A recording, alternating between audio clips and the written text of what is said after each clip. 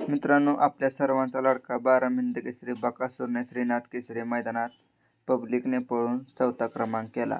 मित्रांनो, आपल्या सगळ्यांनी माहितीच आहे की आपल्या सर्वांचा लाडका 12 हिंद केसरी बकासूरला त्या मैदानात कोणीच पायरा दिला नाही. पण मित्रांनो, नियोजनाचा बादशाह मामांनी एका रात्रीत नियोजन करून स्वर्गीय पंढरीनाथ फडके यांच्या सर्जा दादाबरोबर आपल्या बकासूरचा पायरा फिक्स करून त्या मैदानात गुलाल घेतला. तर मित्रांनो, त्यानंतर आपला बकासूर 2 मैदानात पळाला. पहिलं मैदान महाराष्ट्र केसरी आणि दुसऱ्या मैदानात काजड येथे. तर मित्रांनो, महाराष्ट्र केसरी मैदानात आपल्या बकासूरचा पायरा पण टॉपचा होता भोळा शंकर बरोबर.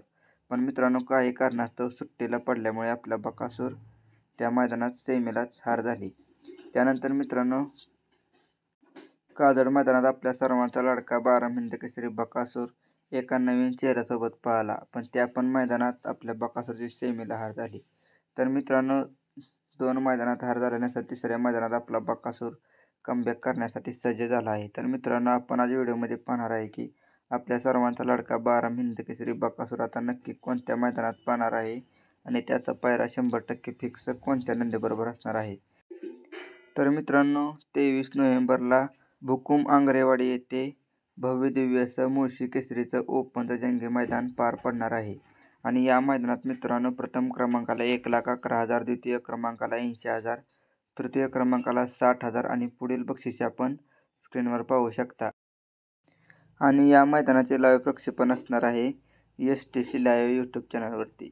तर मित्रांनो, या मैदानात आपल्या सर्वांचा लाडका 12 हिंद केसरी बकासूर 100% एका टॉपच्या पायऱ्यात आपल्याला पळताना दिसणार आहे. तर पायरा कोणत्या नंदीबरोबर असणार आहे?